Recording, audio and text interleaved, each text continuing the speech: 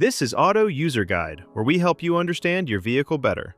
Today, we are covering all information related to major engine services for the Toyota Camry 2018 to 2024 models.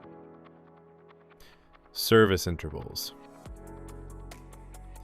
Engine oil needs to be changed every 7,500 to 10,000 miles, which comes out to around 12,000 to 16,000 kilometers. If you drive in tough conditions or put a lot of load on your engine, sticking to the lower end of that range is the better call. Engine coolant has a much longer life. The first replacement comes at around 100,000 miles. After that, it needs to be swapped out every 50,000 miles going forward. It keeps your engine temperature in check, so keeping it fresh is something you don't want to skip. Brake fluid should be replaced every 3 years, or somewhere between 30,000 and 45,000 miles, whichever one comes first. Over time, it absorbs moisture, and that slowly reduces how well your brakes respond. Engine oil. Engine oil capacity. Alright, so when it comes to engine oil capacity, the amount your car needs depends on the size of its engine. Not every engine drinks the same.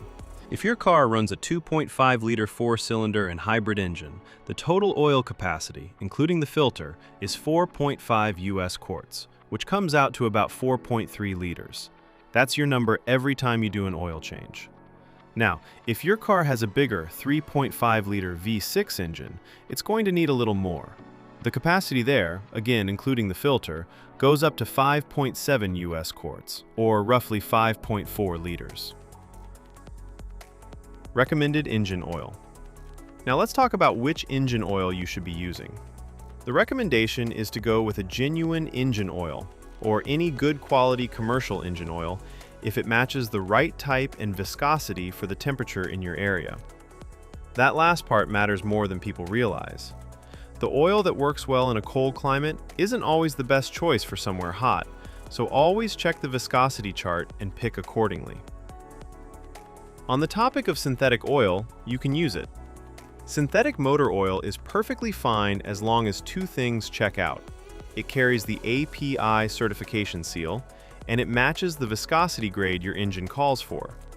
If both boxes are ticked, you're good to go. Change engine oil and oil filter. Before anything else, change your oil and filter based on the maintenance message that shows up on your driver information display. That message is your reminder. Don't ignore it. Here's how the full process goes. Step 1. Start the engine and let it run until it reaches its normal operating temperature. Once it's warmed up, turn it off. Warm oil drains out much more easily than cold oil. Step 2. Open the hood and take off the engine oil fill cap. This helps the oil drain smoothly by allowing air in. Step 3. Get under the car and locate the undercover. Remove the Phillips head screws and slotted head screws by turning them 90 degrees counterclockwise. Then pull the undercover off. Step 4. Find the drain bolt at the bottom of the engine.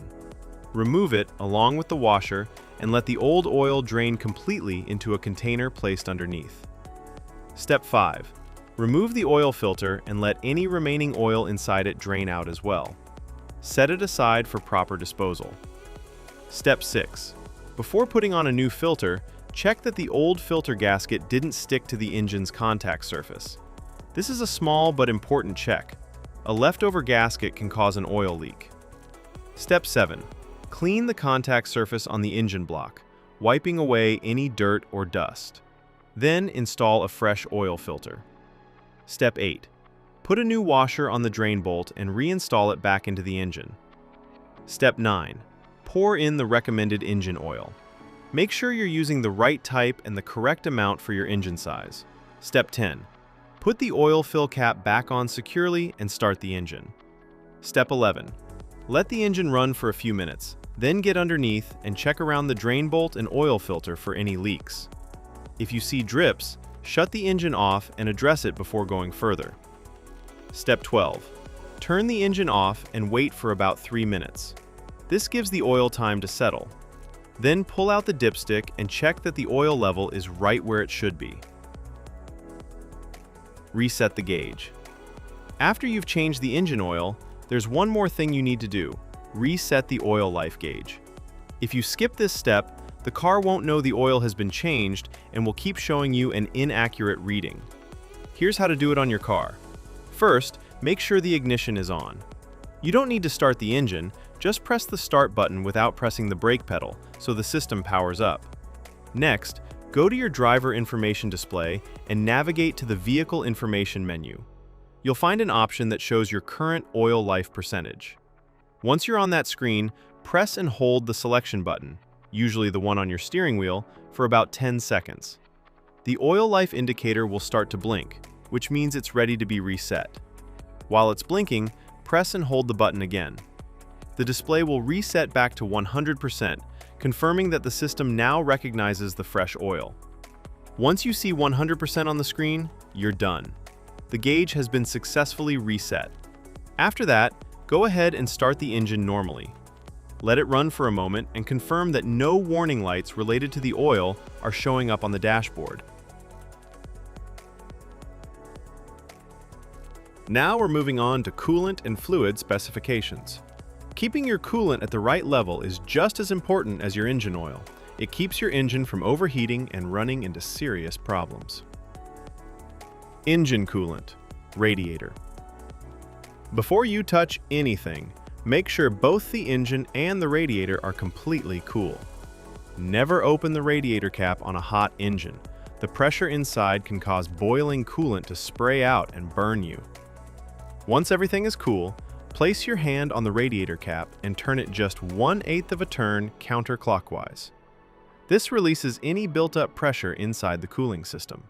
Give it a moment to settle. Now push the cap down and continue turning it counterclockwise to fully remove it. Look inside and check the coolant level. It should be right up to the base of the filler neck. If it's sitting lower than that, go ahead and top it up with the correct coolant. Once the level is good, place the radiator cap back on and tighten it fully. Make sure it's secure before you close the hood. Engine coolant, reserve tank. Again, before checking anything, make sure the engine and radiator have cooled down completely. Now locate the reserve tank. It's a small, translucent container usually sitting near the radiator. Look at the side of the tank and check where the coolant level sits. If it's below the minimum mark, add the specified coolant slowly until it reaches the maximum mark. Don't go above it. Once the level is good, take a moment to inspect the cooling system for any leaks. Look around the hoses, the radiator, and the reserve tank itself. If you notice any drips or wet spots, that's something that needs attention before you drive the car. Now, let's talk about replacement of brake fluid. Checking your brake fluid is straightforward. On the side of the brake fluid reserve tank, you'll notice two markings, a minimum and a maximum line. Your fluid level should always be sitting somewhere between those two marks. If the level is at or near the minimum mark, you need to top it up. Don't let it drop below that line. Low brake fluid can affect how your brakes respond, and that's not something you want to find out about while you're driving. At the same time, don't overfill it past the maximum mark either. Just keep it in between and you're in good shape. One thing worth mentioning for those driving a manual transmission model, your brake fluid reserve tank also takes care of the clutch fluid. It's the same tank serving both systems. So, as long as you're keeping the brake fluid level between the minimum and maximum marks like we just discussed, you don't need to check the clutch fluid separately. It's already covered. Tire rotation schedule. Tire rotation is one of those maintenance steps that people often overlook, but it makes a real difference in how long your tires last. Generally, you should be rotating your tires every 5,000 to 10,000 kilometers. If your vehicle manufacturer recommends a different interval, go with that instead. Tires without rotation marks. The diagram on screen shows the rotation pattern for tires without rotation marks. These are also called non-directional tires. Because they don't have a fixed direction of rotation, you have more flexibility in how you rotate them. In this pattern, the front left tire moves straight back to the rear left position, and the front right tire moves straight back to the rear right position. Then, at the next rotation interval, the rear tires cross over, the rear left moves to the front right, and the rear right moves to the front left. This cross-rotation method spreads the wear more evenly across all 4 tires, which helps them last longer overall. Tires with rotation marks. The diagram on screen now shows the pattern for tires with rotation marks, commonly known as directional tires. You'll notice an arrow on the sidewall of these tires, and that arrow tells you which direction the tire is meant to spin. It only works one way. Because of that, you can't cross these tires from one side of the vehicle to the other. The rotation here is simpler. Tires just swap between front and rear on the same side.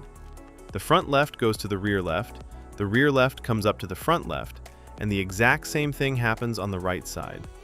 It's a straightforward swap, just without the crossing over that you do with non-directional tires.